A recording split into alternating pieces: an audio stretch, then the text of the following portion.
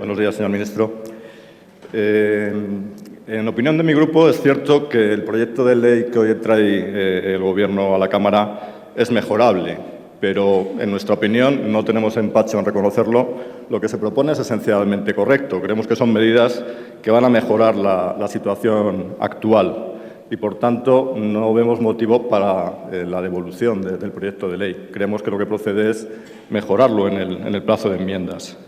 El ministro ha resaltado ya algunas de las medidas que incluye el proyecto de ley, lo que me ahorra tener que comentarlas en detalle, pero recordando algunas de las cosas que vemos bien en este proyecto de ley. Se precisa con mayor detalle la figura del responsable tributario, se mejoran las medidas cautelares de que hasta ahora disponía la Hacienda y hay medidas novedosas como la limitación del uso de efectivo hasta los 2.500 euros, la mejora sobre la información de cuentas en el extranjero y valores o el límite en el régimen de estimación objetiva.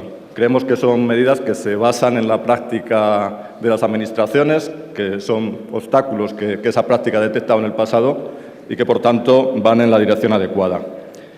Con la misma sinceridad decimos que, siendo esto correcto, dudamos que vaya a cambiar radicalmente la situación y creemos que es manifiestamente mejorable. Y nos gustaría que, en este caso, el Gobierno fuese, al contrario que en otras ocasiones, receptivo a las enmiendas de los demás grupos, porque es un tema, el del fraude fiscal, que todos los grupos condenamos y es una buena ocasión para el grupo mayoritario de encontrar complicidades. Normalmente desprecian las enmiendas de los demás grupos, incluso en temas que podemos compartir. Creemos que en este caso sería un error y sería una buena ocasión de mostrar receptividad a las enmiendas que los demás grupos podamos plantear. En el caso de mi grupo, las enmiendas son numerosas, pero por comentar algunas, por ejemplo, creemos que la estimación objetiva se puede limitar todavía más. En las décadas desde que funciona, las empresas tienen instrumentos informáticos que antes no tenían, la Hacienda también, y creemos que se puede limitar todavía más el régimen de estimación objetiva. Creemos que hay plazos que se pueden modificar, por ejemplo, el plazo de prescripción, para igualar la prescripción de las infracciones tributarias, que hoy está en 4 años, con la prescripción de la responsabilidad penal, que está en 5. Sería una buena ocasión para igualar esos plazos de prescripción. Seríamos partidarios también de suprimir el plazo que hoy limita la actuación de los inspectores, de forma que, si no finalizan sus actuaciones en 12 meses, el obligado tributario puede librarse de la deuda, aunque tal deuda exista, lo que hace que muchas veces se dilaten los procedimientos como forma de evitar el pago de la deuda.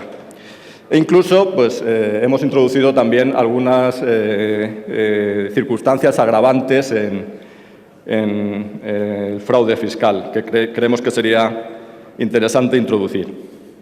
Por tanto, rogaremos al Gobierno que sea receptivo a las propuestas no solo de mi grupo, sino de los demás grupos. Unas medidas correctas, en nuestra opinión, mejorables, pero también, en nuestra opinión, insuficientes. He hablado de lo que está ahí y cómo se puede mejorar, pero como tantas veces en los proyectos del Gobierno, hay que hablar tanto más de lo que no está que de lo que sí figura. Por ejemplo, los medios para luchar contra el fraude. El papel lo aguanta todo, lo vemos una y otra vez en este Congreso.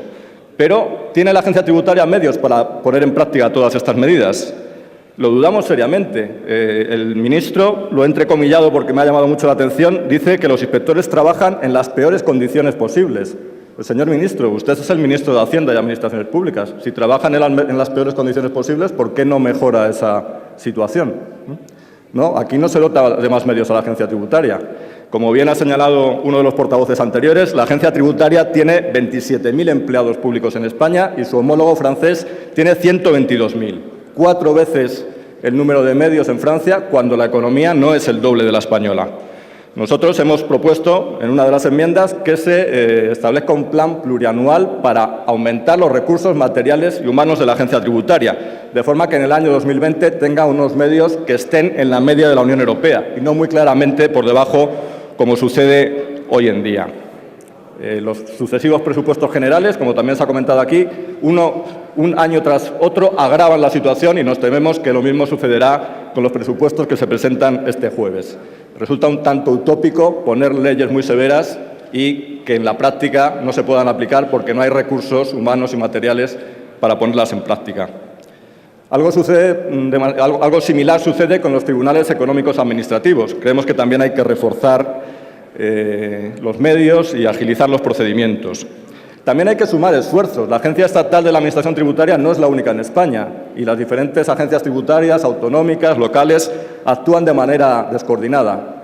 ¿No sería necesario sumar esfuerzos, crear un plan unificado de lucha contra el fraude, crear unas bases de datos también comunes?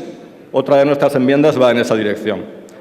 Por no hablar de algo que también echamos en falta, que son las campañas de concienciación del conjunto de la sociedad. El tema del fraude no es un tema solo que concierne a los inspectores, nos concierne a todos y cada uno de los ciudadanos. Y sería bueno que en los medios de comunicación, en el sistema educativo, se transmitiese este mensaje. Aparte de esta insuficiencia de medios, que es muy importante, porque si no la ley puede quedar en papel mojado, hay otras insuficiencias que se puede argumentar que deberían aparecer en otros proyectos de ley. Bien, pero son insuficiencias relacionadas con la lucha contra el fraude, porque son circunstancias que deslegitiman el sistema impositivo, Y me estoy refiriendo, en primer lugar, como no, a la amnistía fiscal. No puede usted aparecer como campeón de la lucha contra el fraude cuando es el ministro que ha aprobado esta amnistía fiscal. Por cierto, hace 2 semanas tuve el honor de interpelarle, de preguntarle en el Congreso sobre los datos de recaudación, que eran 50 millones, solo el 2%, los datos hasta julio. Los datos de agosto no han sido publicados, han desaparecido del informe de recaudación. Quiero felicitarle por la forma tan eficiente y contundente en que ha resuelto este problema que le planteaba hace 2 semanas. Cuando una luz de alarma roja se enciende, no hay mejor método de solucionarlo que dar un golpe a la bombilla. Un segundo problema relacionado con el que hoy nos ocupa, en opinión de mi grupo, es el del gasto, el gasto superfluo de las administraciones. Se ha hablado de la falta de recaudación, compartimos ese problema, pero los ciudadanos también sienten que el dinero que pagan Hacienda no se usa de la mejor manera siempre, no se usa siempre de la manera más eficiente. Siguen pululando los miles de entes públicos alrededor de las administraciones autonómicas, locales, también estatal en menor medida, siguen las duplicidades por resolverse, siguen las diputaciones provinciales, el Senado por reformarse, siguen los ayuntamientos por fusionarse. Si los ciudadanos tuviesen conciencia de un buen uso de su dinero, eso también legitimaría más el sistema social, el sistema fiscal. Y, por último, es necesaria una reforma fiscal amplia. No puede ser simplemente que siempre los mismos, las rentas del trabajo, los consumidores, paguen más y más. El ministro, una vez, hace unas semanas, argumentaba, claro, si la gente no defraudase, no tendrían que pagar más los que ya pagan. Claro, pero el sistema no puede ser siempre apretar más las tuercas a los que ya están pagando. Hay que aumentar la base impositiva con medidas como una revisión cuidadosa de las deducciones en todos los impuestos, cambios en las tributaciones de las rentas del capital o reformas en el régimen de la SICAV. Otra cuestión que preocupa a mi grupo, el único en la Cámara al que parece preocupar esta cuestión, es que, aparte de una fragmentación de la inspección tributaria, hay una fragmentación del espacio fiscal también. Hay comunidades que no cobran, bonifican al 100% algunos de los impuestos que de ellas dependen, como el impuesto del patrimonio, el impuesto de sucesiones. No parece muy lógico en la situación actual, y menos cuando algunas de estas comunidades están pidiendo un rescate.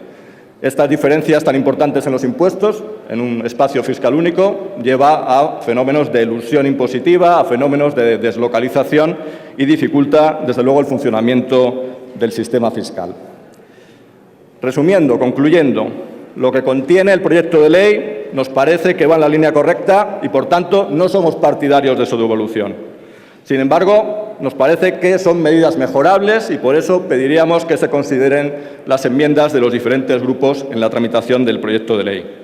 Y, junto a estas medidas mejorables, echamos en falta muchas otras cuestiones, por lo tanto, no solo es mejorable, sino insuficiente, como las que he detallado, y querríamos que el Gobierno traiga legislación sobre estas cuestiones pronto también al Parlamento.